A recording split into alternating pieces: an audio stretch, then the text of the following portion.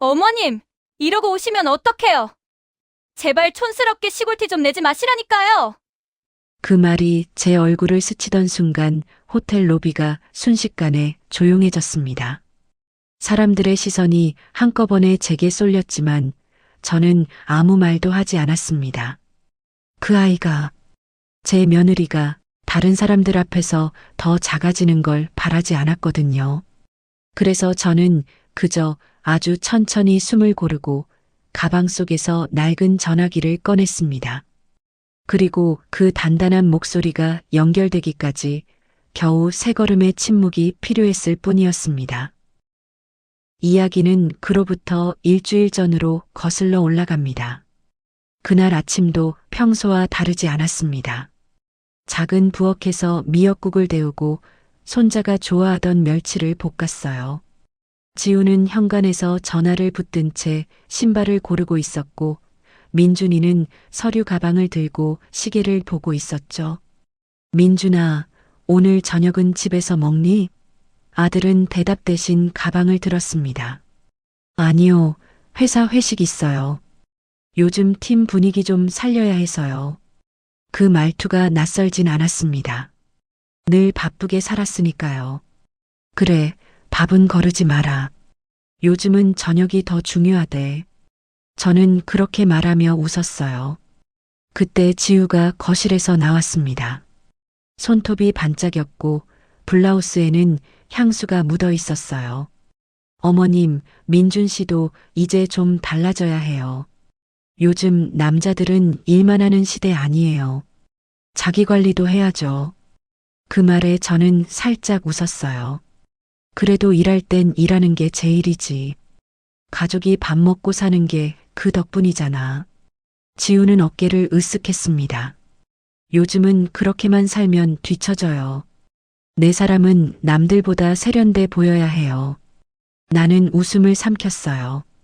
그 말이 틀린 건 아니었지만 그 아이의 세련됨 속엔 늘 조급함이 느껴졌습니다. 세련됨이 밥은 안 먹여주잖니. 지우는 바로 웃으며 받아쳤죠. 요즘은 밥보다 이미지가 더 중요해요. 저는 고개를 끄덕였습니다. 그래, 저 아이는 세상을 이미지로 버티고 있구나. 그게 나쁘진 않지만 언젠가 마음이 먼저 지치게 될 거예요. 안 그래도 손자 하늘이가 도시락을 싫다고 했다더군요. 지우가 말했습니다. 요즘 애들은 편의점 김밥이 더 맛있대요. 어머님 도시락 너무 정성스럽긴 한데 약간 옛날 느낌이에요. 나는 말없이 도시락통을 닦았어요. 닦아도 그 말이 손끝에 남았죠. 그날 저녁 민준이에게 조심스럽게 물었습니다. 하늘이가 도시락 싫다더라. 요즘 입맛이 바뀐 모양이지? 민준이는 말끝을 흐리며 대답했어요. 그게 지우가 회사에서 배우는 게 많대요. 요즘은 애들 간식도 브랜드나 이미지가 중요하다고 하더라고요. 나는 작게 웃었습니다. 그래, 그럼 나는 촌스러운 할머니가 되면 되겠네. 그 말에 민준이는 고개를 들지 못했어요. 내가 그 애를 곤란하게 만들고 싶진 않았거든요. 괜찮아. 사람 사는 게 다 그런 거지. 누구는 빠르게 가고, 누구는 조금 느리게 가는 거고, 나는 그렇게 넘겼지만 속으로는 조금 서운했습니다. 아침을 먹고 지우가 전화를 붙들고 있었어요. 네, 라메르 스카이 라운지요. 뷰 좋은 쪽으로 부탁드릴게요. 전화를 끊고 지우가 웃었죠. 저 이번 주에 친구 부부랑 호텔 라메르 가려고요. 결혼기념일이거든요. 저는 잠시 멈췄습니다. 그래, 좋은데 다녀와라. 그 호텔 참 괜찮지. 지우가 눈을 반짝였어요. 어머님도 아시죠? 요즘 거기 예약하기 진짜 힘들어요. 짐을 싸던 그녀가 힐끔 저를 보더니 입꼬리를 살짝 올렸습니다. 어머님도 거기 청소하시니까 아시잖아요. 저는 잠시 멈췄어요. 응, 가끔 가서 봐. 지우는 피식 웃었어요. 역시요. 그럼 어머님이 직접 관리하신 방에 제가 묵게 되면 더 안심이겠네요. 청소가 꼼꼼해야 손님들이 기분 좋거든요. 그 말투는 웃는 얼굴이었지만 눈빛에는 묘한 우월감이 섞여 있었어요. 저는 미소로 넘겼습니다. 그래, 깨끗한 게 제일이지. 지우는 거울을 보며 머리를 정리하다가 또 한마디 했어요. 요즘은 다 스마트 시스템이라 힘드시겠다. 그 나이에 그런 일 하시는 분들 보면 대단하긴 해요. 그 말이 끝나자 방 안 공기가 묘하게 식었습니다. 저는 아무 대꾸도 하지 않았어요. 그저 방으로 향하며 손끝에 남은 말의 온도를 느꼈죠. 저는 방에 들어가 서랍을 열었어요. 남편이 남긴 편지가 그 안에 있었죠. 복순아, 마음을 지켜라. 이름보다 마음을 지키면 언젠가 그 마음이 사람을 지킨다. 그 밑에는 오래된 카드 한 장이 있었어요. 직통, 제 글씨였죠. 저는 그걸 가만히 쓸어봤어요. 그래, 아직은 열 때가 아니야. 그 카드를 다시 넣고 서랍을 닫았습니다. 서랍을 닫는 순간 손끝으로 오래된 물비린내가 스쳐갔어요. 젊던 날 우리 집은 바닷가 역 바로 맞은편에 있는 작은 여관이었죠. 바다여관. 그게 우리 여관 이름이었습니다. 방은 4개뿐이었고 바람만 불어도 창틀이 덜컹거렸어요. 밤차를 놓친 손님이 들어오면 남은 국으로 죽을 써서 내어줬습니다. 복순아, 사람은 이름보다 마음으로 기억되는 기다. 남편은 늘 그렇게 말했죠. 그 말이 우리 영업비였고 간판이었고 자존심이었어요. 장마가 길던 해엔 지붕이 새서 새벽 내내 대야를 옮겨 다녔고 겨울엔 기름값이 모자라 보일러가 서걱대며 꺼졌습니다.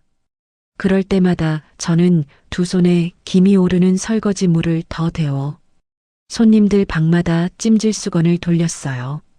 이불 속에 넣고 주무세요. 하고요. 한 번은 이런 일도 있었어요. 공사 대금이 밀려 여관 바닥 시공이 멈췄을 땐 업자를 붙잡고 미안하다고 3번 고개를 숙였습니다. 지금은 못 드리지만 날짜를 주시면 그날 이자까지 얹어드릴게요. 그 약속을 지키느라 새벽 청소를 3달을 나갔어요. 손이 터서 피가 배어나와도 휴지로 감고 또 걸레를 빨았죠. 그렇게 3개월 뒤 업자가 비닐에 쌓인 영수증을 내밀며 웃었어요. 사모님, 다음에도 사모님은 믿고 일 먼저 해드릴게요. 사모님은 약속을 지키잖아요. 그날 밤 저는 벽에 대고 혼잣말로 울었어요. 믿어주는 사람들만 있다면 우리는 망하지 않겠구나. 그 여관이 조금씩 이름을 얻었어요. 밤 늦게도 사람 대접하는 집. 그 소문이 손님을 데려왔고 손님이 투자자를 데려왔습니다. 방 4개 옆에 6개가 붙고 카운터 옆에 작은 빵 굽는 코너를 만들고 그러다 바다라는 의미의 라메르라는 이름을 달게 되었죠. 바다여관의 바다. 바다처럼 품겠다는 뜻이었어요. 나는 간판을 달던 날 남편에게 말했어요. 크게 지으면 사람 목소리가 멀어지니 우리는 규칙 하나만 세우자. 첫째, 직원 안전이 먼저다. 둘째, 손님은 돈으로 오지만 사람으로 대접한다. 셋째, 약속은 기한과 금액을 같이 적는다. 이 3가지였어요. 남편이 먼저 떠났을 때 직함이 내 앞으로 왔습니다. 회장님이라고 부르겠습니다. 사람들이 그랬죠. 그 말이 낯설었어요. 직함이 커질수록 사람 얼굴이 작아지는 걸 많이 봤거든요. 그래서 저는 이름을 감추기로 했어요. 서류에는 제 이름을 남기되 현장에서는 그냥 어르신으로 지내자고요. 대신 하나를 더 만들었죠. 직통 카드. 정말 필요한 순간에만 서랍에서 꺼내는 배려의 신호, 혹은 경계의 신호. 그때부터 저는 늘 먼발치에서 일했어요. 불이 꺼진 뒤에 주방, 새벽에 세탁실, 손님 없어도 불 켜두는 야간 로비. 사람이 보이지 않는 시간에 사람 냄새가 제일 진하게 배거든요. 그게 내가 회장까지 올랐지만 회장으로 살지 않기로 한 이유예요. 이름은 서랍 속에 두고 사람만 들고 다니자. 그렇게요. 손님이 모두 떠난 뒤 불 꺼진 주방에서 그릇을 정리했고 새벽 세탁실에서 수건을 개며 직원들과 함께 웃었어요. 회장님이라 불리기보단 그저 일하는 어르신, 청소를 거들러 오는 사람으로 보이는 게 훨씬 편했어요. 며느리 지우도 알고 있었을 거예요. 내가 가끔 호텔에 들락거린다는 걸요. 그래서 그 애는 종종 이렇게 말했죠. 어머님은 한가하셔서 좋으시겠어요. 호텔 청소하신다면서요? 몸은 힘들지 않으세요? 그 말에는 진심 어린 걱정보다는 그 나이에도 그런 일을 하신다니 하는 안쓰러움 섞인 시선이 들어 있었어요. 저는 웃으며 대답했지요. 몸이 움직일 땐 움직여야 해. 그래야 덜 아프거든. 그 애는 내가 라메르의 회장일 거라곤 꿈에도 생각하지 못했을 겁니다. 아마 지금까지도 그냥 호텔 청소를 도와주는 바닷가 시골 어머니로만 기억하고 있었겠지요. 지우가 호텔에 가던 날 아침 지우는 거울 앞에서 오랫동안 머물렀습니다. 저는 문간에 서서 그 모습을 바라봤어요. 예뻤습니다. 참 예뻤습니다. 그 예쁨이 오래 가려면 말이 조금만 더 부드러워지면 좋을 텐데 그런 생각이 스쳐갔어요. 어머니는 집이나 잘 지켜주세요. 저희 다녀올게요. 저는 고개를 끄덕였습니다. 말에 날이 서 있을 때마다 마음 한쪽이 조금씩 달아 없어진다는 걸 그 아이는 아직 모르는 것 같았습니다. 엄마 결혼 기념일이기도 하고 호텔에서 업무 세미나도 있어서 가는 거예요. 민준이는 신발끈을 묶다가 조용히 말했어요. 혹시 계시다가 뭐 불편하시면 연락하세요. 저는 웃으며 말했습니다. 괜찮다. 불편한 건 사람이 아니라 마음이야. 마음이 넓으면 신발도 덜 끼는 법이지. 민준이는 무슨 뜻인지 다 알지 못했지만 고개를 끄덕였고 집을 나섰습니다. 집이 조용해지고 저는 식탁 위에 컵 하나를 씻었습니다. 물방울이 유리벽에 머무는 걸 보며 생각했어요. 사람 사이도 저 물방울 같아서 어떤 각도에선 쉽게 흘러내리고 어떤 각도에선 오래 머무르더군요. 우리는 지금 조금 잘못 기운 각도에 서 있는 것만 같았습니다. 점심 무렵 전화가 울렸어요. 지우였어요. 어머님, 소파 위에 쇼핑백 있죠? 제가 그걸 두고 왔어요. 지금 호텔로 가져다 주세요. 급해요. 지금? 네, 라메르 호텔 로비로요. 택시 타면 금방 오시잖아요. 그리고 옷 좀 깔끔하게 입고 와주세요. 호텔 같은데 안 와본 티 내지 마시고요. 제 친구도 있어서요. 그 말이 끊기기도 전에 전화가 뚝 끊겼어요. 나는 한동안 그대로 서 있었어요. 라메르라 내 손으로 세운 집이잖아. 택시를 불렀어요. 창밖으로 스치는 도심의 불빛들이 낯설게 반짝였어요. 간판마다 사람들의 욕심과 꿈이 묻어 있는 듯 했어요.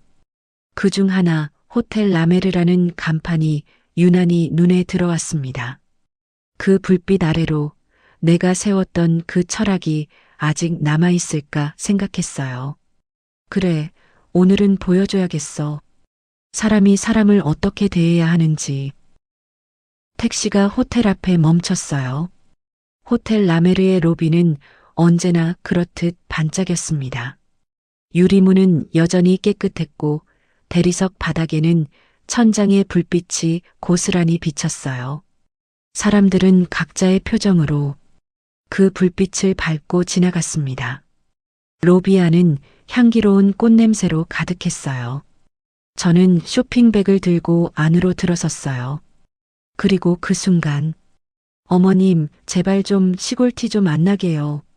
그 말이 공기를 가르며 날아왔어요.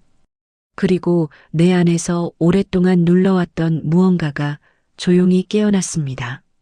그 아이의 목소리는 맑았지만 끝이 서늘했습니다. 순간 주변의 대화가 뚝 끊겼습니다. 사람들이 고개를 돌렸고 누군가는 미묘하게 웃었고 누군가는 괜히 입술을 매만졌습니다. 저는 조용히 그 아이를 바라보았습니다. 그 얼굴엔 불쾌함보다 피곤함이 더 많아 보였어요. 체면이란 게 얼마나 사람을 괴롭게 하는지 아직 모르는구나. 그 생각이 스쳐갔습니다. 저는 쇼핑백을 건네며 말했어요. 이거 가져가렴. 급하다 하길래. 지우는 눈길 한 번 주지 않고 대답했어요. 이리 주세요. 누가 보면 어머님이 제 집 나르는 줄 알잖아요. 그 말 한마디에 손가락 사이로 끈이 깊게 파고들었습니다. 그래도 저는 미소를 지었어요. 그래, 두고 갈게. 쇼핑백을 내려놓자 지우의 친구가 말했어요. 어머님 직접 오셨다니 대단하시다. 지우는 쑥스러운 듯 웃더니 우리 어머님은 워낙 시골 분이셔. 하고 말했습니다. 그 웃음 속에는 아기가 없었을지도 모릅니다. 하지만 그 말이 제 귀엔 얼음처럼 차게 스며들었어요. 저는 그저 웃으며 대답했어요. 그렇죠. 시골 사람은 늘 배우면서 사니까요. 그 순간 로비의 공기가 살짝 흔들렸습니다. 사람들이 시골이라는 단어에 잠시 시선을 주었지만 곧 아무 일 없었다는 듯 대화를 이어갔어요. 그게 세상이었지요. 누군가를 밟고도 미소 짓는 세상. 저는 조용히 뒤로 물러났어요. 그 아이를 부끄럽게 만들고 싶지 않았습니다. 하지만 마음속 어딘가가 아주 작은 금처럼 갈라졌습니다. 로비 한편의 카페에선 커피 머신이 웅웅 소리를 냈고 벨맨은 손님에게 짐을 들어주며 좋은 하루 되세요. 라고 말했어요. 그 익숙한 인사소리가 제게는 낯설게 들렸습니다. 이 호텔은 내 손으로 세웠지만 이제 그 안에서 나는 불청객처럼 느껴졌어요. 그때 벨맨 한 명이 내게 다가와 공손히 인사했죠. 도와드릴까요, 어르신? 나는 고개를 저었습니다. 괜찮아요. 여긴 익숙한 곳이에요. 그때 지우가 옆에 있던 친구에게 작은 목소리로 말했죠. 봐봐, 내가 뭘 했어.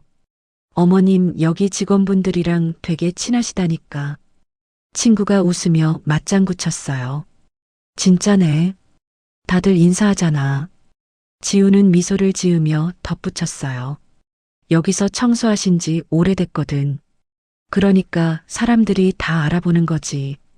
그 둘의 대화는 웃는 말투였지만 그 안에는 은근한 경계선이 있었어요. 우리는 묵는 사람, 어머님은 일하는 사람. 나는 잠시 그 아이들을 바라봤어요. 이제는 판단을 내릴 때가 온 것 같았습니다. 저는 가방 속에서 낡은 휴대폰을 꺼냈습니다. 전화기 겉면은 조금 닳았고 버튼 숫자는 희미하게 지워져 있었습니다. 하지만 단축번호 1번만큼은 그대로였지요. 직통카드에 있던 그 번호요. 그래, 이제 이 번호를 다시 누를 때가 됐구나. 손가락 끝이 버튼 위에 닿는 순간 잠깐의 망설임이 있었어요. 이 아이가 상처받을까? 너무 놀라진 않을까? 하지만 그보다 더 큰 생각이 스쳤죠. 이 아이가 지금 깨닫지 못하면 평생 사람을 업신여긴 채 살아가겠구나. 저는 숨을 고르고 버튼을 눌렀습니다. 벨소리가 2번 울리고 낮고 단단한 목소리가 들렸어요. 회장님 말씀하십시오. 응, 나야. 지금 로비에 있어. 순간 정적이 흘렀습니다. 그리고 10초도 지나지 않아 호텔 전체에 차분한 방송이 울려 퍼졌습니다. 전 직원 긴급 호출. 코드 화이트원 발령. 반복합니다. 코드 화이트원 발령. 그 목소리는 낮았지만 호텔 전체를 가득 채웠습니다.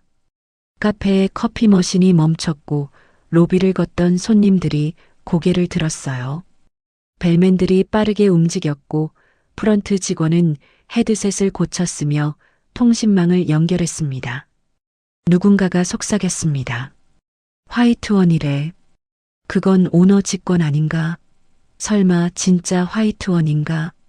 지우는 어리둥절한 얼굴로 제게 물었습니다. 어머님, 이게 뭐예요? 무슨 일 생긴 거예요? 저는 그저 잔잔히 말했습니다. 글쎄다. 중요한 손님이 오셨나 보구나.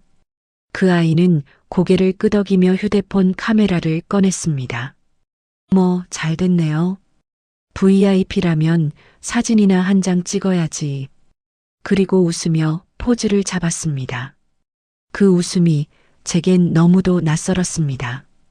몇 분 후 정장을 입은 중년 남성이 로비로 들어섰어요. 이 호텔의 총지배인 박성우였습니다. 그는 빠른 걸음으로 프런트로 향하더니 직원에게 낮게 속삭였습니다. 화이트 리스트 코드 화이트원 활성화. 현장 위치 로비. 회장님 현장 위치 확인 중.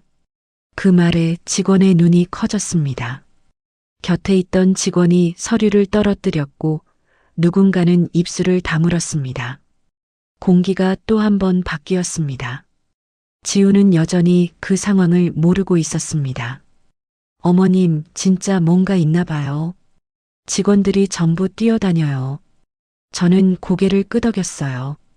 그럴 수도 있지. 세상은 늘 갑자기 바뀌니까. 그때 제 앞에 총지배인이 다가왔습니다. 그는 고개를 숙여 저에게만 들리게 말했어요. 회장님, 이동하시겠습니까? 저는 미소를 지었습니다. 괜찮아요. 앉아서 지켜보는 게 좋아요. 알겠습니다.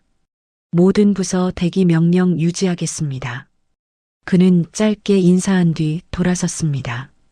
어머님, 저 사람이 뭐라는 건가요? 우리 나가라는 거죠? 어머님 차림새 때문에요? 지우는 제가 창피한 듯 말했어요. 그리고 다시 방송이 들렸습니다. 모든 직원은 VIP 프로토콜을 즉시 적용하십시오. 라운지, 객실, 레스토랑 전 구역 점검. 직원들이 일사불란하게 움직였습니다. 지우의 친구가 놀라서 속삭였습니다. 야, 진짜 회장 오시나 봐. 이런 건 영화에서나 보지 않아? 지우는 어깨를 으쓱했어요. VIP라면 그렇겠지. 난 상관없어. 저는 고개를 들어 천장의 샹들리에를 바라봤어요. 그 불빛 속에서 30년 전 개관식 날의 남편 얼굴이 떠올랐습니다. 복순아, 이름보다 마음을 지켜라. 그 말이 귓가에 울리듯 들렸어요. 그래서 저는 조용히 손을 모았고 내 안의 떨림이 서서히 사라지는 걸 느꼈어요. 잠시 후 벨맨 정인이라는 청년이 물 한 잔을 건네주었습니다. 어르신, 정신 없으시죠? 괜찮으신가요? 저는 고개를 끄덕이며 대답했어요. 고맙네. 덕분에 괜찮아요. 정인이 물러난 뒤 저는 손끝으로 물잔을 굴렸어요. 잔 속에 얼음이 천천히 녹았습니다. 그걸 바라보며 생각했습니다. 사람이란 얼음이 녹듯 천천히 변하는 법이야. 하지만 어떤 사람은 끝까지 차갑기도 하지. 그때 지우가 제게 다가와 속삭였어요. 어머님, 뭐가 이상해요? 직원들이 저희 방으로 가서 뭐 점검을 한다는데요? 저는 천천히 눈을 들었습니다. 그럴 수도 있겠지. 아마 안전 점검일 거야. 그 아이는 고개를 저었습니다. 아니요, 방까지 다 보고 간대요. 제가 직원을 뭐 어찌했다고 하면서요. 진짜 이 호텔 이상하네. 저는 조용히 웃었습니다. 이제 알게 될 거야. 이곳이 얼마나 많은 사람의 손끝으로 유지되어 왔는지. 지우는 제 웃음을 이상하게 바라봤습니다. 어머님, 왜 웃으세요? 저는 대답 대신 잔을 내려놓았습니다. 그냥 오래된 일이 생각나서. 그 말이 끝나자 총지배인이 다시 제 앞에 다가와 말했습니다. 회장님, 모든 부서 통제 완료했습니다. 명령 기다리겠습니다. 저는 고개를 끄덕였어요. 좋아요. 오늘은 사람들이 직원을 어떻게 대하는지 내 눈으로 한번 보고 싶어요. 그 말에 그가 짧게 숨을 고르며 대답했습니다. 예, 알겠습니다, 회장님. 그가 돌아서는 순간 지우는 눈을 크게 뜨며 제 얼굴을 바라봤어요. 저는 아무 말도 하지 않았습니다. 그저 잔잔히 오래된 물결처럼 미소만 지었습니다. 그래, 이제부터 진짜 이야기가 시작되겠구나. 그날 호텔은 이상하리만큼 조용했습니다. 사람들이 오가던 발소리조차 조심스러워졌고 로비의 공기는 마치 숨을 죽인 것처럼 팽팽했습니다. 총지배인 박성우는 연신 무전기를 붙잡고 있었고 직원들은 각 층의 상황을 보고받으며 움직였습니다. 누군가는 엘리베이터 앞에서 손님에게 인사를 건넸고 누군가는 객실 문 앞에서 정중히 노크를 했습니다.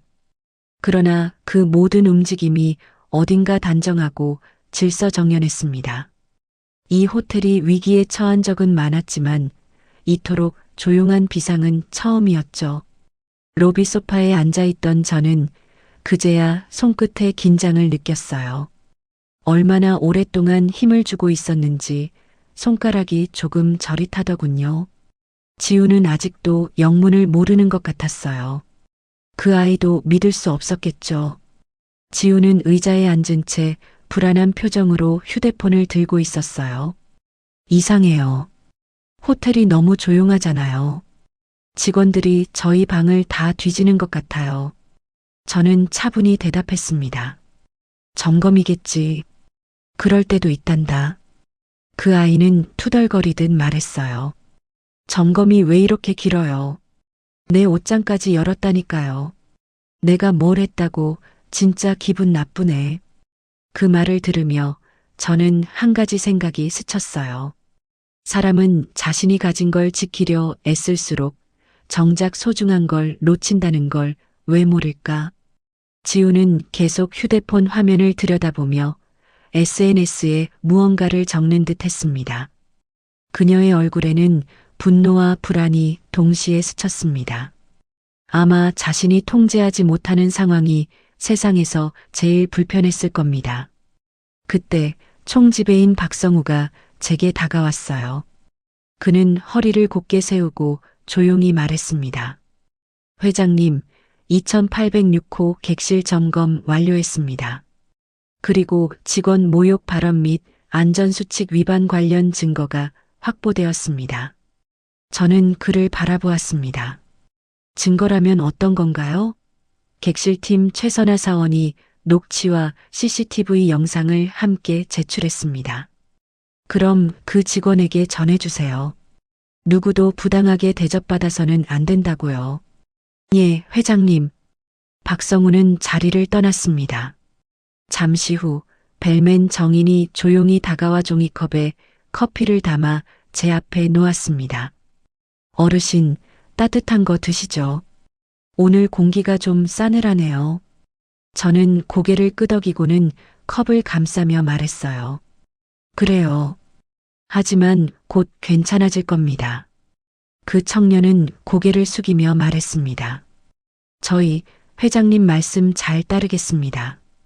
그가 그 말을 하고 물러서자 지우가 의아한 얼굴로 저를 바라봤습니다. 지우는 이제서야 상황이 파악되는 듯 했어요. 회장님? 방금 그분이 뭐라고 했어요? 혹시 지금 어머님, 그 회장님이? 저는 미소를 지었습니다. 글쎄다, 그 말이 누구를 향한 건지는 조금만 있으면 알게 되겠지. 지우는 아무 말도 하지 못했어요. 휴대폰을 꽉 쥔 손이 조금 떨리고 있었습니다. 잠시 뒤 박성우가 다시 돌아와 말했어요. 회장님, 문제가 된 손님에 대한 내부 보고를 완료했습니다. 해당 2806호 고객이 직원에게 폭언을 한 정황이 명확합니다. 그는 조심스럽게 말을 이었습니다. 정식 보고서에는 이름을 생략했지만 이미 CCTV로 확인된 상태입니다. 그 순간 지우가 자리에서 벌떡 일어났습니다. 2806호요? 혹시 아까부터 제 얘기하는 거예요? 직원이 저한테 먼저 무례하게 굴었어요. 손님이 정당한 서비스를 요구한 게 뭐가 잘못이에요? 로비가 다시 정적에 휩싸였습니다. 사람들의 시선이 하나둘 그녀에게 향했습니다. 지우는 흥분한 채 손짓을 했어요. 이게 무슨 웃긴 일이에요?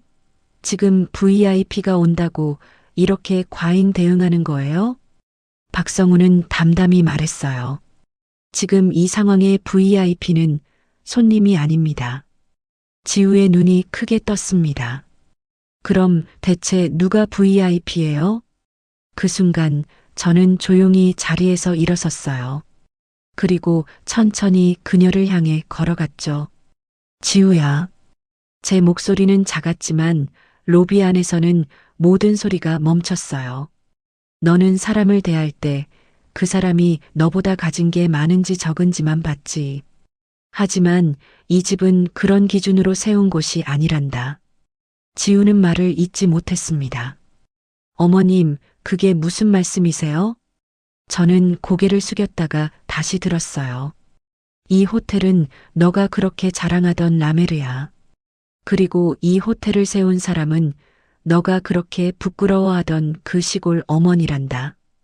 지우의 얼굴이 순식간에 하얗게 질렸습니다. 그녀의 손에서 휴대폰이 미끄러져 바닥에 떨어졌습니다. 휴대폰이 바닥에 떨어지며 내는 작은 소리가 유난히 크게 들렸어요. 총지배인 박성우가 직원들에게 신호를 보냈습니다. 프런트 모니터에는 CCTV 영상이 켜졌어요. 화면 속에는 지우가 직원에게 말하는 장면이 담겨 있었어요. 내가 누군 줄 알아요? 당장 매니저 불러요. 이딴 서비스는 처음 봤어요.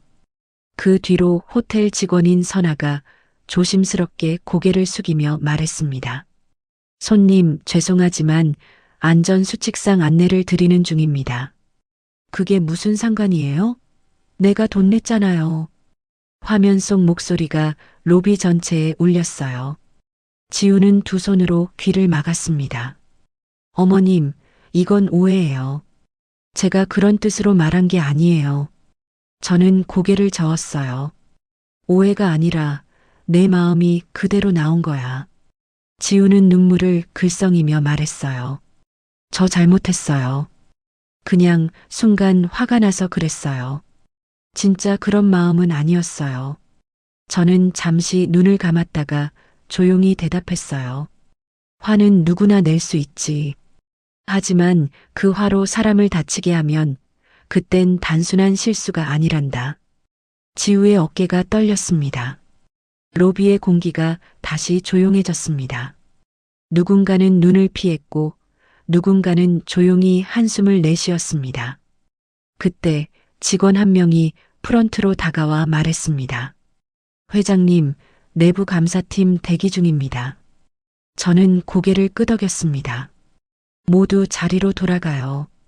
일은 일대로, 사람은 사람대로 대합시다. 박성우가 짧게 인사하며 물러났습니다. 로비에는 다시 잔잔한 음악이 흘렀습니다. 지우는 제 앞에 서서 울었어요. 어머님, 죄송해요. 정말 몰랐어요. 어머님이 이런 분이신 줄. 저는 손을 들어 그녀의 어깨에 가볍게 올렸습니다. 이건 벌이 아니다. 그저 내가 잃어버렸던 걸 되찾는 과정일 뿐이야. 그녀는 흐느꼈습니다. 저 어떻게 해야 할까요? 저는 미소를 지었습니다. 사람은 겉모습이나 이미지가 다가 아니란다. 네가 그런 걸 중요시한다는 것 잘 안다. 하지만 사람 사이에 급을 나누고 무시해서는 안 돼. 이제 너가 해야 할 일은 단 하나야. 진심으로 사과하고 깨닫는 것. 그리고 그 마음을 오래 기억하는 거야. 그 말에 지우는 고개를 끄덕였습니다. 눈가에 맺힌 눈물이 천천히 떨어졌습니다. 그날 밤 호텔의 모든 점검이 끝난 뒤 저는 조용히 창가에 앉아 있었습니다. 도시의 불빛이 유리창에 반사되어 깜빡였고 그 속에 제 젊은 시절 얼굴이 비쳤어요. 그때의 저는 남편 곁에서 늘 조용히 사람들을 바라보던 여자였습니다. 그 시절부터 오늘까지 저는 한 가지 마음만 지켜왔어요. 사람이 사람을 함부로 대하면 결국 자신을 함부로 다루게 된다. 그 말이 오늘에야 완성된 것 같았습니다. 복수나 증오가 아니라 마음을 바로잡는 순간이 온 것이지요. 그날 이후 지우는 한동안 말이 없었습니다. 하지만 저는 믿었어요. 이 아이의 눈에 비친 세상이 조금은 달라졌으리라. 왜냐하면 저 역시 그런 과정을 거쳐 지금의 제가 되었으니까요. 그때의 소란이 잦아들 무렵 저는 호텔에 다시 방문했습니다. 오늘만큼은 라메르의 회장으로요. 총지배인 박성우가 제 앞에서 고개를 숙이며 말했습니다. 회장님, 임시 이사회 준비가 끝났습니다. 내부 감사팀과 법무가 대기 중입니다. 저는 고개를 끄덕였습니다. 로비에서 보신 그대로 기록하시고 누구도 감정적으로 움직이지 않도록 해주세요. 오늘 우리가 다룰 건 사람이고 다음은 원칙입니다. 회의실로 가는 복도가 길게 느껴졌어요.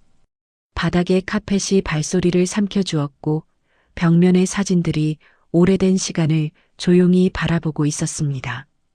그 사진 속에는 젊은 날의 제 얼굴도 있었지요.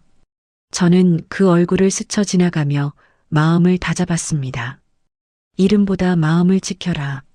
남편이 남긴 짧은 문장 하나가 오늘따라 더 또렷했습니다.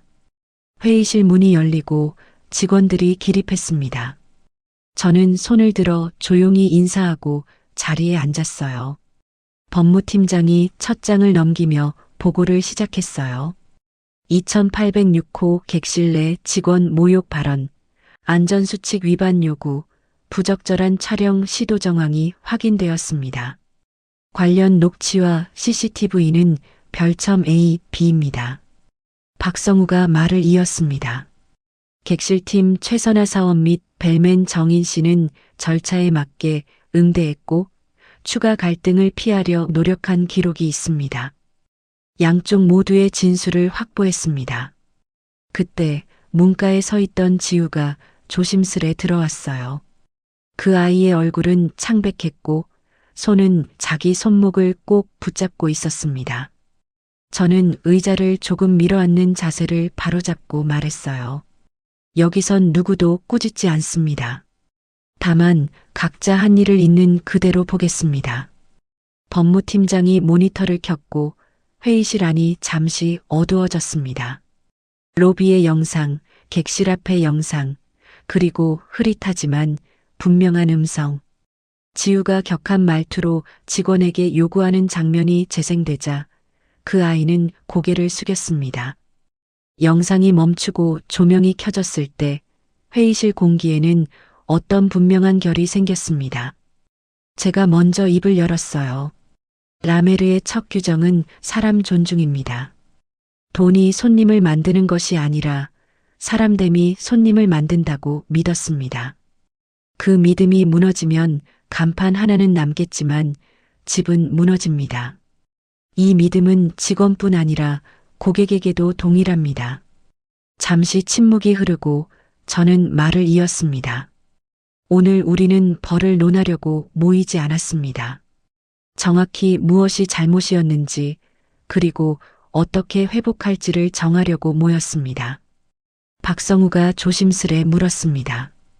회장님, 고객 응대 매뉴얼 전면 개정안을 오늘 회의 안건으로 상정해도 되겠습니까? 네, 특히 위기 시 직원 보호 조항을 첫머리로 올려주세요. 직원이 안전해야 손님도 안전합니다. 또 하나 고객 권리 안내문에 상호 존중 항목을 명시합시다. 우리는 고객의 권리를 끝까지 지킵니다. 그러나 직원의 존엄도 같은 선에 놓입니다. 회의실 맞은편에서 고개가 몇 번 끄덕여졌습니다.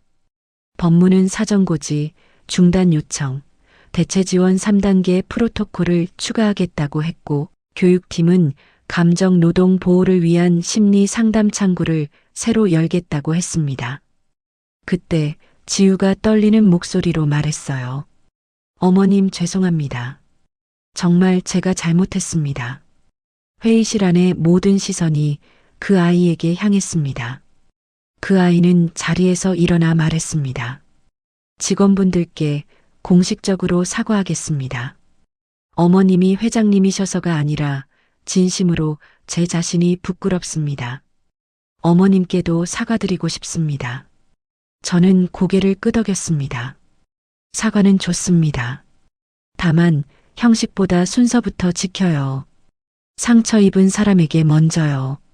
그 말이 끝나자 박성우가 자리에서 일어나 말했습니다. 회장님, 라운지를 비워 사과 자리를 마련하겠습니다. 저는 손을 들어 말렸습니다. 아니요. 공개 사과는 필요 이상으로 사람을 소비할 수도 있습니다. 오늘은 직접 찾아가 조용히 사과해 주세요. 지우가 제 쪽을 바라봤습니다. 저는 아이의 눈을 피하지 않았습니다. 사람을 다시 세우는 일엔 스포트라이트가 필요 없습니다. 그림자가 얕아질 때까지 본인이 발로 다니는 것이 우선입니다. 회의는 길지 않았습니다. 하지만 모두가 제각기 할 일을 들고 일어났습니다. 법무, 교육, 인사, 홍보. 그들의 어깨가 바빠질수록 제 마음은 오히려 가벼워졌어요. 벌 대신 회복을 선택한다는 건 그만큼 오래 책임지겠다는 말과 같으니까요. 회의실을 나서려는데 민준이가 복도 끝에 서 있었습니다. 그 아이의 표정엔 후회와 미안함과 당황이 뒤섞여 있었습니다. 엄마 왜 말씀 안 하셨어요? 저는 웃었습니다. 말하지 않아도 알아보는 마음이 있거든. 바다 여관은 너도 기억할 거다. 너희 아버지와 내가 그 여관을 어떻게 지켰는지도 말이다. 민준이는 고개를 떨궜습니다. 이젠 네가 앞에 서서 가정도 말도 마음도 지키도록 해. 그 아이는 제 손을 잡고 작게 고개를 끄덕였습니다. 그 손끝이 따뜻했습니다. 라운지로 향하는 길에 저는 복도 끝 창문에 비친 제 모습을 보았습니다. 늙은 얼굴, 그러나 낯설지 않은 눈빛. 서랍 속에 넣어둔 이름을 다시 꺼내 들었지만 그 이름은 여전히 제게 무겁지 않았습니다. 직함은 잠시 빌려 쓰는 것이고 사람됨은 오래 지켜야 하는 것이니까요. 라운지 입구에 다다르자 직원들이 서 있었습니다. 최선아 사원이 한 발 나와 제게 인사했어요. 회장님 아니 어르신. 괜찮으셨어요? 감사합니다. 저는 웃었습니다. 덕분에요. 고생 많았지요. 그녀가 머뭇거리며 말했습니다. 저 사실 처음엔 무서웠습니다. 하지만 벨맨 정인 씨가 원칙대로 하자고 해서 용기를 냈어요. 정인이 뒤에서 쑥스러운 듯 고개를 숙였습니다. 원칙을 지킨 건 우리 서로를 지킨 겁니다. 저는 두 사람을 바라보며 말했습니다. 오늘의 기록은 교육 자료로 쓸게요. 라메르의 원칙, 선아 씨와 정인 씨 자신을 지켜줘서 참 고마워요. 미안하고요. 라운지 안쪽에서 지우가 직원들을 기다리고 있었어요. 그 아이는 눈이 부어 있었고 손에 작은 종이카드를 쥐고 있었습니다. 제가 가까이 다가가자 지우가 말했어요. 직원분들께 한 분 한 분 찾아뵙겠습니다. 오늘이 시작이 되도록 하겠습니다. 저는 고개를 끄덕이고 라메르의 회장으로서 말했어요. 좋습니다. 그런데 부탁이 하나 있습니다. 아이의 눈이 저를 보았습니다. 오늘 당신이 하는 말 중 가장 어려운 말은 제가 틀렸습니다일 겁니다. 그 말을 먼저 하세요. 지우는 깊게 숨을 들이쉬고 고개를 숙였어요. 제가 틀렸습니다. 정말 죄송합니다. 징검다리를 건너듯 조심스러운 사과가 시작되었어요. 사람은 한 번에 달라지지 않습니다. 그러나 입술에서 출발한 말이 마음까지 도달하는 데에는 생각보다 길지 않은 시간이 필요할 뿐입니다. 라운지 한쪽 창가에 앉아 잠시 쉬었습니다. 저녁 햇살이 유리창에 부드럽게 번지고 도심의 불빛이 미리 불을 켰습니다. 그 빛을 보며 저는 오랫동안 품어온 말을 천천히 정리했습니다. 오늘의 결론을 어떻게 맺을까? 이 집이 무엇으로 서 있는지, 이 아이가 무엇으로 다시 서야 하는지. 총지배인이 다가와 말했어요. 회장님, 내부 공지가 필요합니다. 직원들에게 오늘 상황을 어떻게 전달할까요? 사실만 전하세요. 누가 틀렸는지보다 무엇이 틀렸는지를. 그리고 오늘 우리가 선택한 길이 벌이 아니라 회복이라는 걸요. 그는 고개를 끄덕였습니다. 명심하겠습니다. 또 하나 선아 씨와 정인 씨의 근무 기록에 원칙 준수 모범 사례로 표기해 주세요. 평가보다 더 중요한 건 오늘 스스로의 얼굴을 지킨 일입니다. 그때 지우가 조심스럽게 다가왔어요. 어머님, 직원분들께 사과드렸습니다. 허락해 주신다면 내일부터 봉사 프로그램에 참여하고 싶어요. 사람을 제대로 대하는 법을 다시 배우고 싶어요. 저는 아이의 눈을 보았습니다. 그 눈에는 변명보다 망설임이 적었고 자존심보다 결심이 더 많았습니다. 좋아. 내가 그렇다면 아이들과 어르신들 어디든 좋아. 다만 이름을 남기지 말고 마음을 남기려무나. 네, 해볼게요. 어머니, 받아주셔서 감사해요. 지우는 천천히 고개를 끄덕였습니다. 밤이 깊어갈수록 라운지는 고요해졌습니다. 직원들은 각자의 자리로 돌아갔고 로비의 음악은 낮아졌습니다. 복도 끝 엘리베이터 버튼 위에 손을 얹는 순간 저는 문득 뒤를 돌아보았습니다. 지우가 라운지 출입구에 한동안 말없이 서 있었어요. 저는 멀리서 그 모습을 지켜보다가 가만히 혼잣말을 했습니다. 그래, 오늘은 잘 건넜다. 내일도 한 걸음만 더. 문이 열리고 제가 타려는 순간 민준이가 뛰어와 말했습니다. 엄마 지우, 제가 데려갈게요. 오늘 저희 둘이서 오래 이야기 좀 할게요. 저는 고개를 끄덕였어요. 그래라. 다만 먼저 듣고 나중에 말해라. 사람의 말보다 마음이 먼저 들릴 때가 있으니까. 민준이는 제 말에 눈시울이 붉어졌습니다. 문이 닫히고 엘리베이터의 조명이 부드럽게 공간을 감쌌어요. 오랜 시간 제 안에서 숨죽여 있던 이름, 회장님이라는 이름이 사람들 사이를 지나갔습니다. 그러나 내일이면 저는 다시 그 이름을 서랍 속에 넣을 겁니다. 필요할 때만 꺼내 쓰고 다 쓰면 닫아두는 게 저에게는 더 편안하니까요. 결국 이 집을 지탱하는 건 간판도 이름도 아니라 사람을 사람으로 대하려는 우리의 의지이니까요. 그 의지가 있는 한 호텔 라메르는 내일도 문을 엽니다. 라운지 안 지우가 깊이 허리 숙여 인사하는 모습이 보였습니다. 누구를 향한 인사인지 저는 알 수 없었지만 그 인사가 오늘의 우리가 택한 길을 조용히 밝혀주는 것만 같았어요. 며칠 뒤 아침 햇살이 부드럽게 들던 날이었습니다. 지우는 외출을 준비했어요. 평소와 달리 화려한 옷도 진한 향수도 없었어요. 그 아이는 베이지색 재킷에 간단한 운동화를 신고 있었습니다. 그 손에는 작은 보자기와 도시락통이 들려 있었죠. 저는 그 모습을 가만히 지켜봤어요. 지우는 택시를 기다리는 동안 하늘을 올려다봤습니다.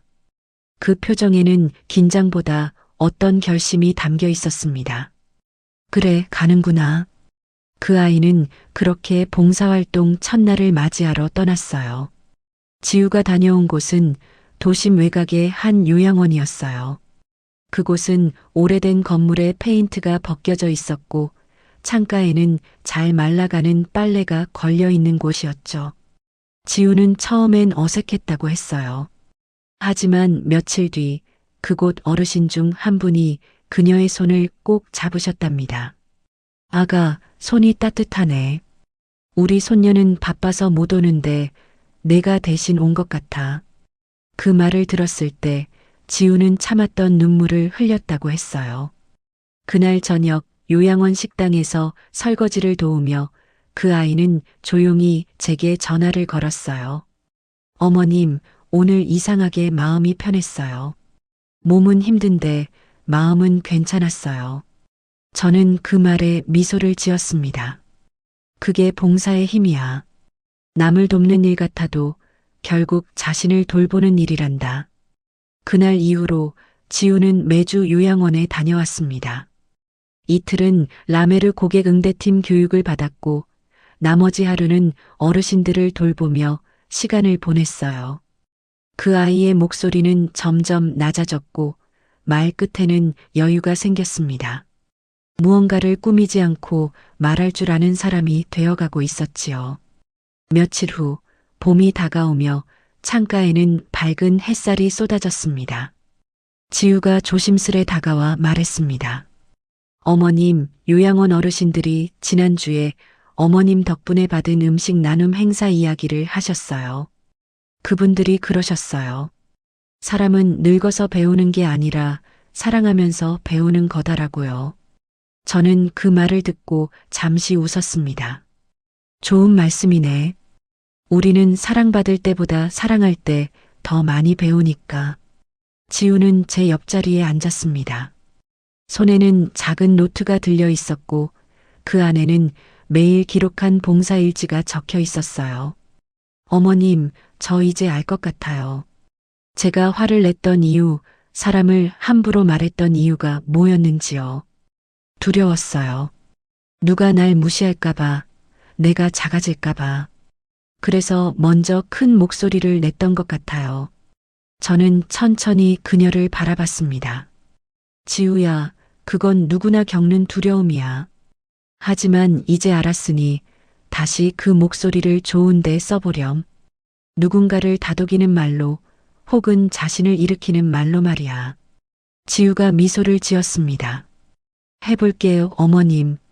진심으로요. 며칠 뒤 호텔 라메르의 새로운 안내문이 완성되었습니다.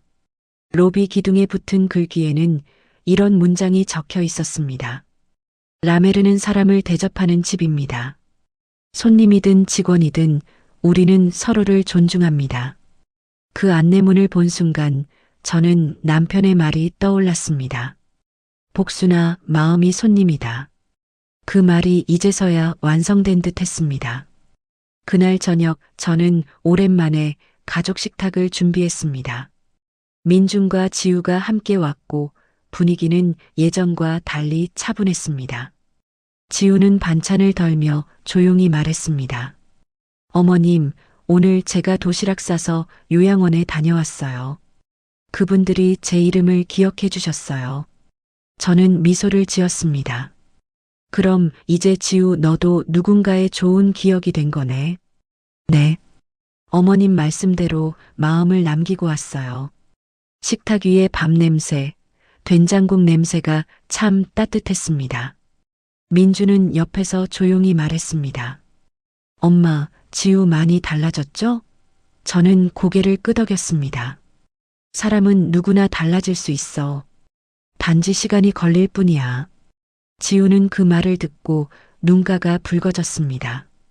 어머님, 저 용서해 주실 수 있을까요? 저는 젓가락을 내려놓고 그 아이의 손을 잡았습니다. 지우야, 이미 용서했단다. 용서란 있는 게 아니라 다시 믿어주는 일이야. 그리고 나는 이제 너를 다시 믿기로 했어. 그 말에 지우는 고개를 숙이며 울었습니다. 민주는 손을 잡아주었고 식탁 위엔 오랜만에 따뜻한 공기가 돌았습니다. 밤이 깊어갈 무렵 저는 호텔 라메르 앞을 지나며 호텔의 밝은 불빛을 바라봤어요. 그 불빛은 여전히 밝고 변함없이 사람들을 맞이하고 있었습니다. 저는 멀리서 그 불빛을 보며 속삭였습니다. 이제는 괜찮아. 이 집도 내 마음도 다 제자리를 찾았으니까. 그리고 문득 떠올랐습니다. 벌은 사람을 멈추게 하지만 용서는 사람을 다시 걷게 만든다. 저는 그 말에 고개를 끄덕이며 미소 지었습니다. 며칠 뒤 호텔 라메르 뉴스레터에는 짧은 글이 실렸습니다. 우리는 때로 실수로 사람을 다치게 합니다. 그러나 진심으로 사과할 수 있다면 그것 또한 하나의 품격입니다. 그 문장을 본 사람들은 누가 썼는지 몰라도 그 문장이 향하는 얼굴을 알 것 같았습니다. 라운지에서는 잔잔한 음악이 흐르고 선아 씨는 여전히 고객에게 밝게 인사했어요. 좋은 하루 보내세요. 오늘 하루 마음이 따뜻하셨으면 좋겠습니다. 그 말에 손님이 미소 지었습니다. 그 미소 속엔 어딘가 익숙한 빛이 비쳤습니다. 저는 멀리서 그 모습을 바라보았습니다. 그제야 마음 깊숙이 평안이 깃들었습니다. 사람은 결국 깨닫는 만큼 성장한다는 걸 다시 한번 느꼈습니다.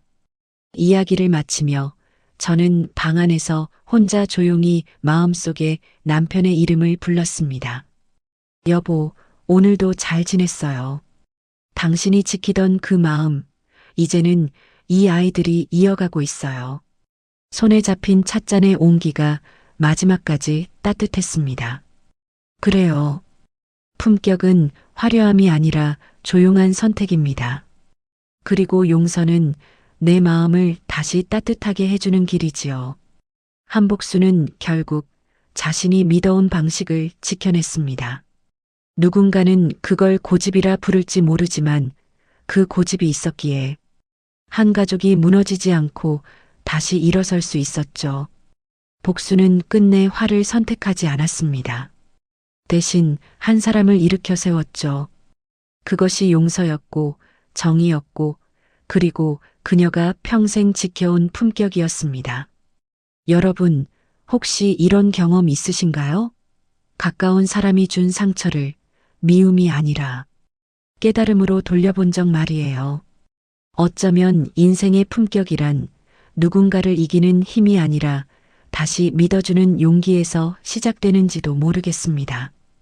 오늘의 이야기는 여기까지예요. 누군가에겐 조용한 위로가 또 누군가에겐 작은 용기가 되었길 바랍니다. 구독과 좋아요 눌러주시면 더 좋은 이야기로 보답하겠습니다. 다음 이야기에서 또 만나 뵙겠습니다.